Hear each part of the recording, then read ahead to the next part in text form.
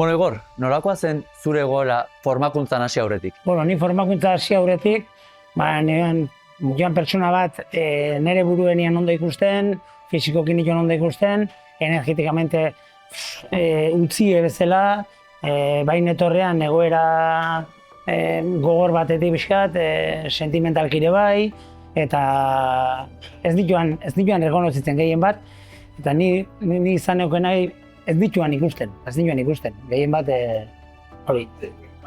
Zeintzuk dira, Igor, garai hartan izaten zenituen pentsamenduak zure buruekiko, inguruarekiko, nola sentitzen zinen? Beti, niregan pentsau baino, beti zer reperkusio euko luken besteek onartua izango nitzen, edo nik hau egiten balin badet, hau ondo egiten otea naiz, hau naiz ondo egiten, balorazio baten bila bezala, garai hau eta mentzat. Ordu arte mentzat. Eta guzti horrek nola sentirazten zizun, Igor? Nik momentu guztien burue lehertu beharren, laino baten bezala, esaten bezala irtenbideik baote daun hemendik, noan jo zeiten nahi naiz, momentu guztien galdera mordo bat, eta gehien bat laino bat abantzatzen utziko ez balia bezala.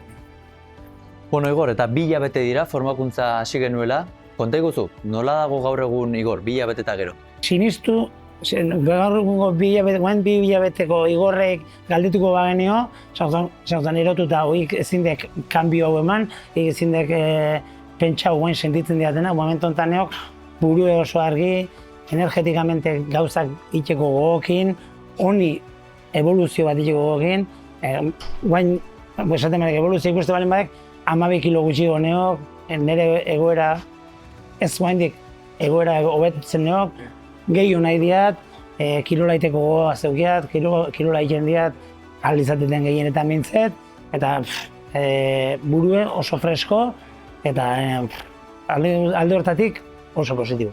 Zer da formakuntzatik daramazuna? Zer da formakuntzari esker lortu duzuna? Nola sentitzen zara gaur egun?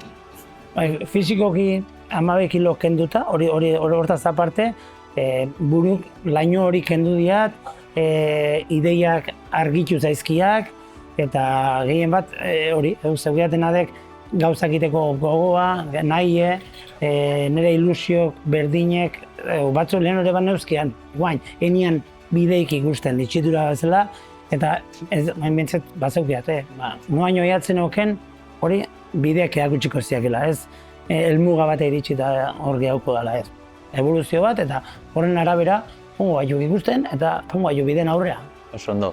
Eta Igor, zuk aldaketa hau egin duzula, zer gomendio emango zenioke sufritzen dagoen persona bati edo zure lehengo egoera antzekoan dagoenari, autoestimari gabe, bere gorputzarekin gustora ez, pentsamendu txarrekin, zer gomendio emango zenioke? Ez dudaipe, ez dudaiteko, osea, nik sare sozialetik ezagutu ninduan, eta momentu hortan esango niokenadek ez dudau. Jun, egin konsulta, hitzein behakin, ezen hasierekin hitzein, eta behak emango zaitu, zuk hartuko garezun erabakie, baina nik nire iritzi personaletik eta nire esperientzitik, hasteko formakuntzan nibiltzeko, eta esatiat, honi bintzet ona dala, bide ona dala. Igor, nire partetik ere mila esker laguntzeko aukera emateatik, eta jarrai ezagun hau hasi besterik ez egiten. Zuri eskerrik asko.